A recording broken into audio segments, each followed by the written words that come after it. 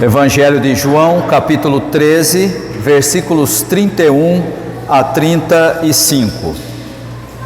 Depois que Judas saiu, Jesus disse: Agora o Filho do Homem foi glorificado e Deus foi glorificado nele.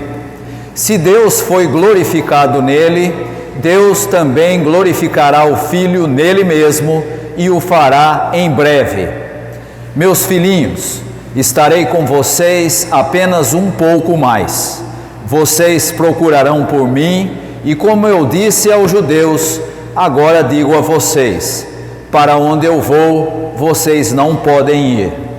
Um novo mandamento dou a vocês: amem uns aos outros. Como eu os amei, vocês devem amar uns aos outros. Deste modo, todos saberão que são meus discípulos, se vocês amarem uns aos outros. Esse trecho que nós acabamos de ler do Evangelho de João faz parte daquilo que normalmente os estudiosos chamam de discurso de despedida de Jesus, e ele acontece logo após a cena de Judas sendo apontado como aquele que seria o traidor. E aqui então nós temos uma cena que representa como se Jesus tivesse superado uma fase importante, agora encaminhando a sua trajetória para o seu destino final, que seria, como sabemos pelo Evangelho, a cruz. E, portanto, nós temos nesse trecho um encaminhamento de Jesus para o seu destino na cruz. E aqui Jesus começa fazendo uma afirmação muito interessante, porque ele diz que há uma sintonia muito clara entre ele, o Filho, e também o Pai divino. E aqui nós temos então a natureza divina do Filho, que revela a natureza do Pai. Exatamente aquela mesma ideia que nós encontramos no ensino de Jesus, quando no Evangelho de João ele diz: eu e o Pai somos um. E aqui então ele está reforçando a ideia de que ele revela a natureza do Pai. Por esse versículo nós podemos ver algo que está embutido, mas que normalmente não prestamos atenção. Toda a rejeição ao Verbo que é Jesus, que se fez carne, o Verbo que se fez carne, agora, nas palavras de Jesus, se transforma em glorificação. Ou seja, aquilo que nós encontramos lá no primeiro capítulo de João, quando ele diz: o Verbo se fez carne, o Verbo habitou entre as pessoas, e o Verbo veio para os que eram seus, mas os seus o rejeitaram. Agora, Jesus está dizendo, mesmo ele tendo vindo para a humanidade, para os seus, e os seus o rejeitando, Deus muda essa realidade, e agora então o Verbo que se fez carne se transforma em glorificação. E aqui o que Jesus quer demonstrar é algo fundamental para entendermos esse texto. Ele está revelando o amor de Deus, o amor do Pai. E aí nós temos, claro, a paciência de Deus com aqueles que também não creram, com aqueles para quem Jesus veio, mas eles o rejeitaram. E aqui também há um detalhe fundamental para entendermos como Jesus revela ao Pai. Nós vamos encontrar na primeira carta de João a afirmação de que Deus é amor. E aqui, o que Jesus está deixando claro é que Deus é sempre amor. Ou seja, nunca Deus se revela de outra forma senão como amor, nunca como ódio, nunca como rejeição, nunca como qualquer outra coisa que não amor. E aí, quando a gente fala isso, principalmente na nossa época, em que há tanta coisa que remete ao ódio, e que remete à rejeição, e que remete às diferenças, parece que alguma coisa está fora do lugar. Mas Jesus mostra que o Pai se revela sempre como amor. Versículo 32, ele diz que o Pai glorificará a ele, Filho, em si mesmo, ou seja, no próprio Pai. E aqui nós temos uma alusão ao acontecimento que vai se dar na cruz. Não se esqueça que o texto está encaminhando para a chegada de Jesus, no momento em que ele dá a sua vida pela humanidade. E agora então, Jesus deixa claro que a glória que Deus vai dar a ele está na cruz. Ou seja, ele vai ser glorificado por ter sido obediente ao Pai em tudo, a ponto de dar a sua vida na cruz pela humanidade. E ele então diz que isso ainda não aconteceu, mas só mais um pouco e ele vai então para junto do Pai. E óbvio, nós estamos aqui no contexto da despedida de Jesus, e aqui a paixão é o limite da sua permanência como enviado ao mundo, é o limite da sua encarnação. Ou seja, Jesus está dizendo: olha, vocês vão ficar mais um pouco comigo, mas isso vai durar pouco. Eu vou para junto do Pai. E chega a afirmar que para o lugar onde ele vai, eles não podem ir. Ou seja, Jesus está em trajetória ao fim do seu ministério, que é a cruz. E ninguém pode seguir esse caminho como Jesus, nem os seus discípulos, nem os líderes judeus e nem ninguém. E por que Jesus diz isso? Aí a gente vai dizer: mas espera, o Evangelho não diz que se quiser seguir a Jesus, deve tomar a sua cruz e segui-lo? Agora Jesus diz que não pode segui-lo ao caminho que ele vai? Não parece contraditório? Mas na verdade, o que Jesus está deixando claro aqui é que a cruz é um caminho que só ele trilhou para a salvação. Só ele trilhou o caminho da cruz que leva à salvação.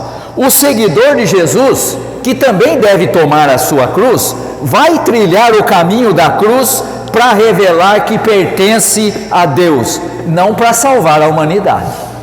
E portanto há uma diferença, e por isso é fácil da gente entender por que Jesus disse: para onde eu vou vocês não podem ir, vocês vão me seguir, mas vocês vão me seguir para revelar que são pertencentes a Deus, enquanto ele, Jesus, está a caminho da cruz para salvar a toda a humanidade. E por isso ele pode dizer: esse caminho não está destinado a vocês, é só para o próprio Jesus. E aí então Jesus deixa com os seus seguidores um novo mandamento. E aí a gente olha para isso e diz: mas novo mandamento? Isso já tinha no Antigo Testamento. Mas é novo, sabe por quê? Porque Jesus muda completamente o sentido do mandamento do Antigo Testamento. Você deve se lembrar lá do Sermão do Monte, quando Jesus começa a falar a respeito de certos assuntos do Antigo Testamento, e ele diz assim: vocês ouviram o que foi dito aos seus antepassados. E aí ele cita alguma coisa do Antigo Testamento, e depois ele diz: eu, porém, vos digo, querendo dizer, aquilo que você ouviu lá atrás, agora está sendo modificado. Agora as coisas são outras. Por quê? Porque Jesus traz o reino de Deus. E aqui é exatamente esse o sentido do novo mandamento que Jesus traz. Ele diz: um novo mandamento eu deixo com vocês, que vocês amem uns aos outros. Ah, mas Jesus, isso aí a gente já viu lá no Antigo Testamento. Não dessa forma. Sabe como é que diz o Antigo Testamento? Amem os seus amigos e odeiem os seus inimigos. Não é? É assim que está lá no Antigo Testamento. O que Jesus faz? Ele diz, está lá no Sermão do Monte: ame o seu inimigo e ore por aquele que te persegue. Não. Essa parte pula. Essa parte aí é muito difícil. A gente prefere aquela do Antigo Testamento. A gente ama os amigos, aqueles que são parecidos com a gente gosta, que são semelhantes a nós, e os inimigos a gente odeia. Mas agora você começa a entender por que o mandamento é novo. Jesus tinha acabado de dizer que Deus se revela sempre como amor. E se você quer pertencer a Deus, não existe lugar para ódio na sua vida. Não há lugar disponível para você colocar nem um quartinho lá no fundo e dizer assim: ó, eu amo a humanidade, eu amo as pessoas, eu amo até aqueles que eu não gosto muito, mas tem aqui um quartinho, esse aqui eu não abro mão. E Jesus está dizendo: não. Se você pertence a Deus, Deus se revela sempre como amor. E se você pertence a Deus, não há lugar para ódio na sua vida. Não há lugar para nenhum espaço para o ódio. Amar uns aos outros, aqui nesse texto, é a única saída para suportar, como Jesus faz, a rejeição daqueles que deviam tê-lo recebido e não receberam, e também é a única saída para a opção pela proposta de Deus, que o glorifica porque ele revela o Deus de amor. Em outras palavras, a gente poderia dizer: o mandamento de Jesus é novo, não porque ele fala algo novo, mas porque ele tem uma exigência muito diferente daquela do Antigo Testamento. Em vez de olharmos para o Antigo Testamento e dizer: a gente gosta dos que são parecidos com a gente e a gente odeia os que são diferentes, nós devemos olhar para o novo mandamento de Jesus e perceber que o amor é a marca registrada do seguidor de Jesus.